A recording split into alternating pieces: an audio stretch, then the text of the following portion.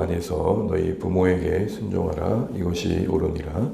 내 아버지와 어머니를 공경하라. 이것은 약속 있는 첫 계명이니 이로써 내가 잘되고 땅에서 장수하리라. 또 아비들아 너희 자녀들 노엽게 하지 말고 오직 주의 교훈과 훈계로 양육하라. 아멘. 네, 오늘도 새벽에 함께 해주셔서 감사합니다. 우리가 성령 충만한 삶이 무엇인지에 대해 우리의 삶의 영역들을 통해서 확인받고 있습니다. 5장 21절에 봤던 것처럼 성령 충만한 삶은 피차 서로와 서로의 관계 속에서 그리스도를 경외함으로 복종함이 그 열매임을 우리가 확인했었습니다. 한마디로 성령 충만하다는 것이 저 천상에서 떠도는 삶이 아니라 이 세상을 회피하며 외면하는 그런 어떤 초월의 삶이 아니라 하나님의 은혜 안에서 그 일상을 갖고 가는 것이죠. 특별히 그리스도를 경외한다는 것은 우리의 관계가 예수님의 통치를 받아야 된다라는 것입니다. 어떤 감정, 어떤 상황, 어떤 환경, 조건, 어떤 전통과 간습, 어떤 시대의 세상이 영향을 끼치지 않도록 해야겠다라는 것이죠.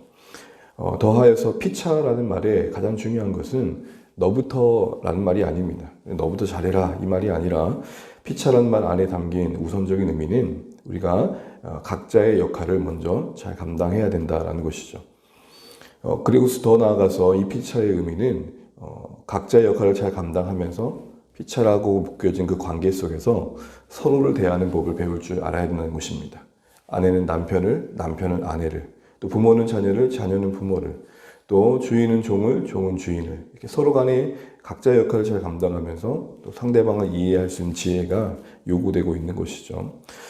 특별히 오늘 우리가 읽은 1절부터 4절은 너무 잘 알고 계신 말씀일 텐데 한 가지 좀 염두해야 될 것이 오늘날도 좀 더 그런 부분들이 있지만 당시에는 더구나 더 공동체성이 있었기 때문에 한 가정의 아버지가 신앙을 이렇게 갖게 되면 자녀든 또 아내든 또 온 그 가정이 좀 더 부유한 가정이었다면 종들까지 교회에 함께 나오는 이런 모습들이 있었다고 합니다.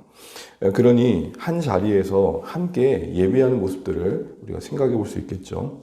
그래서 한 아이들까지 모두가 함께 한 자리에 해가지고 오늘 이 말씀을 들었다는 것입니다. 그래서 오늘 보면 바울이 자녀들아 그리고 아비들아 하면서 두 대상을 동시에 언급하고 있는 것입니다.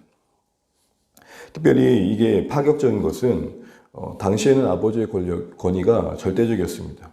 심지어는 자녀들을 옥에 가두기도 하고 또 버리기도 했었으니까요. 또 아이들은 얼마나 또 천대받았습니까? 그런 시대적 분위기를 생각해 본다면 그 각자에게 요구되는 것은 상당히 파격적이었던 것입니다.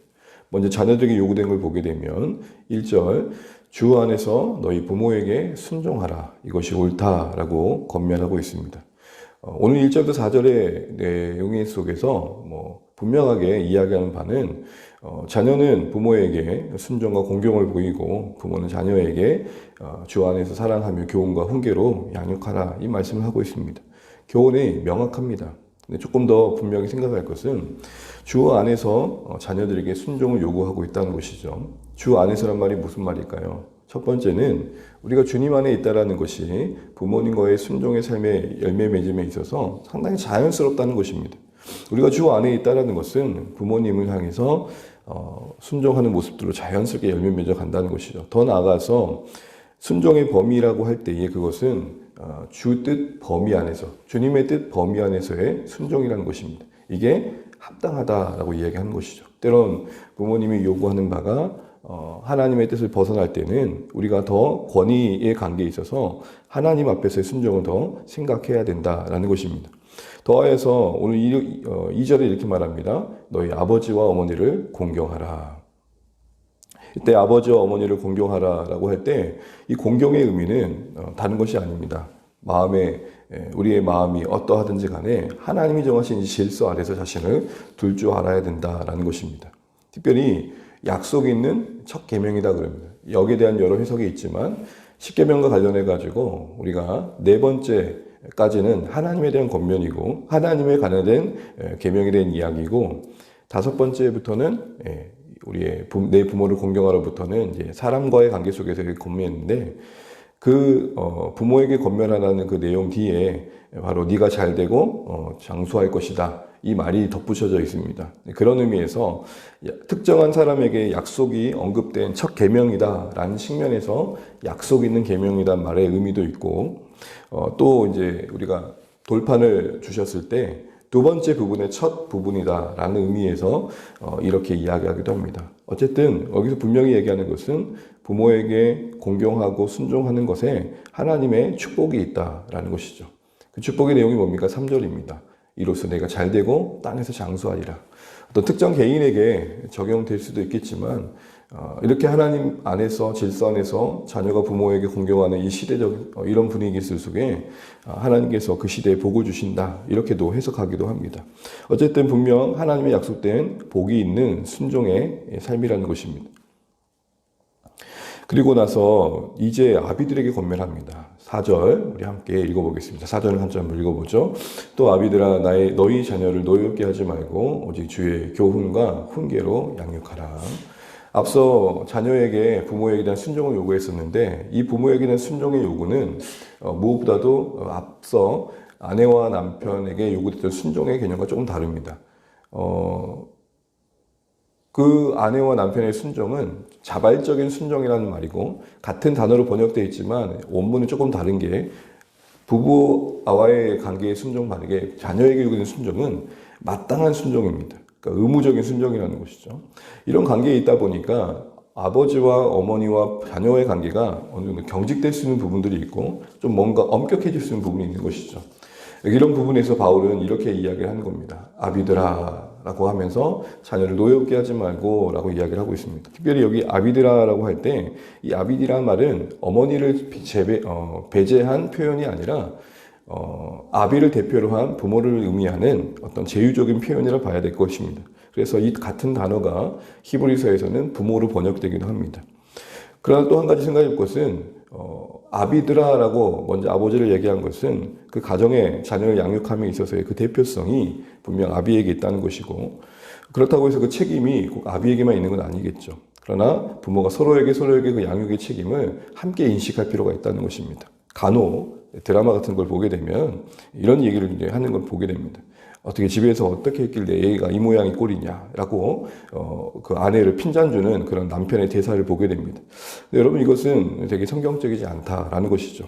왜냐하면 우리가 각자의 역할이 분명히 있지만 자녀 양육에 있어서는 어머니와 아버지가 함께 동일하게 양육의 책임을 갖고 있다라는 것을 우리는 이야기해야 됩니다. 특별히 그의 대표성에 아비드라라고 하는 것들을 통해서 아버지가 그 가정의 양육의 어떤 책임에 대해서 더 무겁게 여길 필요가 있다. 이런 얘기를 하고 있는 것이죠. 특별히 노엽게 하지 말라 이 말은 인격과 감정과 그 자녀의 그 어떤 인격, 감정, 의사를 존중하라는 것입니다. 이렇게 존중해 주기 위해서는 우리는 자녀를 우리의 소유물이 아니며 우리의 명예의 수단이 아닌 하나님의 관점으로 봐야겠죠. 특별히 이게 노엽게 하지 말아야 될 것 중에 하나는 골로새서 이렇게 말하고 있는 걸 보게 됩니다. 골로새서 3장 같은 권면인데 골로새 교회에는 이렇게 표현되어 있습니다. 제가 한번 읽어볼게요. 3장 21절 아비들아 너희 자녀를 노엽게 하지 말지니 낙심할까 함이라. 저는 이 표현이 참 중요하다 생각됩니다. 단순히 노엽게 하지 말라 말 안에 하나님의 관점으로 자녀를 바라보고 사랑스러운 시선으로 바라보는 그런 시선도 참 중요하다라고 할 수 있겠지만 더 나아가서 이런 아버지와 어머니의 자녀에 대한 태도 속에서 자녀의 마음속에 낙심이 자리 잡으면 안 되겠다라는 것이죠. 그 실망스러운 관계의 그 경험들은 그들 안에 큰 상처가 될 것이고 또 그들이 또 부모의 자리에 있었을 때 그 상처가 해결되지 않을 땐 또 안타까운 모습들로 표현될 때도 있다라는 것입니다. 그런 의미에서 우리가 정말 사랑의 마음으로 하나님의 관점으로 하나님의 형상됨을 인정하면서 자녀들을 바라볼 수 있어야 된다라는 것이죠. 그래서 노엽게 하지 말라의 또 다른 말은 정말 하나님의 사랑으로 바라봐라 라고 할 수 있을 것입니다. 또한 마지막으로 권면하는 것은 주의 교훈과 훈계로 양육하라 라는 것입니다. 여기서 주의 교훈과 훈계라는 것은 분명한 하나님의 뜻을 가르쳐 줘야 된다는 것이죠. 간혹 그런 분들이 계십니다. 아이는 알아서 클 거예요. 어느 정도 크면 다 바뀌겠죠. 물론 시간이 해결해 준 부분이 분명히 있습니다. 시간이 지나야 분명히 달라지는 부분이 있습니다. 그러나 때를 놓치지 말아야 할 부분도 분명히 있다는 것이죠. 그래서 분명하게 아니 되는 것들과 마땅히 해야 될 것들에 대한 교훈이 있어야 되고, 그러지 않았을 때에 돌이키도록 돕는 훈육이 있어야 된다라는 것을 우리는 분명히 기억해야 됩니다. 그런데 이 말씀을 보면서 우리 아비들로 표현되는 모든 부모들은 부담을 좀 가질 필요가 있습니다. 왜냐하면 주님의 교훈과 훈계로 양육하라고 하고 있기 때문입니다. 이 말은 부모에게 먼저 뭘 요구하는 겁니까? 부모들 먼저가 주님의 교훈이 무엇인지를 알아야 한다는 것입니다. 부모들 먼저가 주님의 훈계를 받아야 한다는 것입니다. 훈계를 받아야 훈계할 수 있는 것이죠. 그러기에 아비들에게 자녀들에게 요구되어지는 주의 교훈과 훈계로 양육하라. 이 말의 의미는 바꿔 말하면 부모들아 자신들이 먼저 하나님의 뜻 안에서 자라가야 될 것이다 라고 이야기를 하고 있는 것입니다. 말씀을 읽겠습니다. 표면상으로는 자녀들에게 부모에 대한 공경과 순종을 요구하고 있습니다. 그러나 내용적으로는 하나님께서 부모와의 관계 속에서 자신을 두신 것들을 깊이 인식하라는 것입니다. 그 안에서 주시는 축복들을 하나님 원하시는 질서를 따라 누릴 수 있어야 되는 것이죠. 어떤 윤리적인 차원에서의 마땅한 태도 이전에 그 자녀가 부모의 관계 속에서 받을 복들을 잘 누릴 수 있어야 된다라는 것입니다. 또한 아비들에게 또 부모들에게 자녀들에게 요구되어지는 그런 어떤 노엽게 하지 말들 것과 주님의 교훈과 훈계로 양육하라. 이 말 안의 의미는 부모들 스스로도 하나님 뜻 안에서 자라가야 될 것을 요구하고 있는 것이죠. 그래서 신명기 6장에 우리 잘 알고 있는 것처럼 셰마의 말씀이 이렇게 시작했었습니다. 이스라엘아 들으라. 너희 하나님을 마음과 뜻과 힘을 다하여 사랑해라. 너희가 하나님을 먼저 사랑하고 또 하나님의 뜻을 마음에 새겨라 라고 나온 다음에 자녀에게 가르칠 것이며 라고 되어 있거든요. 그러니까 우선된 순서가 부모에게 하나님의 뜻과 사랑이 깊어질 것을 요구하고 있는 것입니다. 그러기에 이 4절 말씀을 보면서 우리는 부모로서 이렇게 받아들여야 됩니다. 내가 더 하나님의 사랑에 깊어지고 하나님의 뜻에 더 올곧게 설 수 있어야겠구나. 그것이 오늘 이 말씀의 또 이면에 우리에게 요구되어지는 책임인 것이죠. 아무쪼록 우리가 성경의 권면을 따라서 부모와의 자녀의 관계가 건강하게 세워져 가고 주의 뜻 안에서 잘 세워져 가서 하나님이 약속하신 복을 누릴 수 있는 우리 모든 주 안의 가족들의 모습들이 되었으면 좋겠습니다. 그런 은혜가 있기를 기도하시는 이 새벽 되시기를 바랍니다. 같이 기도하시겠습니다. 오늘 우리가 부모와 자녀의 그 권면의 이야기를 들었습니다. 성령 충만한 삶이 우리의 일상의 정말 영역에서도 드러나야 된다는 것이죠. 이것은 어떤 그 성령 충만함의 가장 요지는 우리가 그리스도 안에서 다스림을 받는 것입니다. 부모로서 주님의 통치 아래 다스림 받을 때에 어떠한 태도와 어떤 감정과 어떤 언사를 사용해야 될지는 우리가 분명하게 될 것입니다. 또한 자녀들도 부모님의 주님의 다스림 안에서 부모의 권위에 질서 있게 순종하는 모습들을 우리가 배워가야 될 것입니다. 이런 것들이 주 안의 공동체 안에서 또 각각의 가정에서 권면되어지는 것이 옳을 것입니다. 이래서 하나님께서 우리에게 주신 복을 누릴 수 있었으면 좋겠습니다. 그래서 건강한 부모와 자녀의 관계가 계속해서 이루어질 수 있는 주 안에 우리 모든 가족들 될 수 있도록 시간 기도해 주시면 좋겠습니다. 특별히 부모에게 주의 훈계로 양육하라는 것이 요구되어졌다는 것은 부모 자신이 먼저 주님의 훈계로 양육받아야 됨을 전제하고 있는 것을 잊지 않고 우리의 자신이 먼저 하나님 뜻 앞에 머물 수 있는 은혜가 있도록 기도하시면 좋겠습니다. 그래서 교회를 위해서 또 이 땅에 세우신 교회를 위해서 이 나라 민족을 위해서 함께 또 시간 기도하고 또 각자 기도 제목까지 기도하겠습니다. 우리 기도하시겠습니다. 하나님 아버지 은혜를 감사합니다. 오늘 우리가 주의 뜻 안에서 한 달을 맞이합니다. 말씀과 기도를 하루를 시작합니다. 부모와 자녀와 부모 관계 속에 요구되어지는 하나님의 뜻을 우리가 묵상하게 됩니다. 아비들아 권면하셨을 때에 하나님 노엽게 하지 말라고 할 때 그것은 자신을 정말로 사랑하고 존중하고 그들의 의사를 들어줄 줄 알아야 된다는 것이었고, 그러나 그것에 하나님 아버지 모습을 통해서 하나님 낙심치 않게 해야 된다는 것을 우리가 기억합니다. 아버지 하나님, 정말 우리의 모습이 자녀들에게 실망되지 않도록 우리를 붙들어 주시옵소서. 우리의 언사와 우리의 행동과 또 우리의 모습들이 자녀들에게 상처가 되지 않도록 도와주시고, 하나님 무엇보다도 정말 우리가 하나님의 사랑으로 하나님의 말씀으로 준비되어져서 우리 자녀를 대할 수 있도록 인도하여 주시기 원합니다. 하나님 긍휼을 베풀어 주옵소서.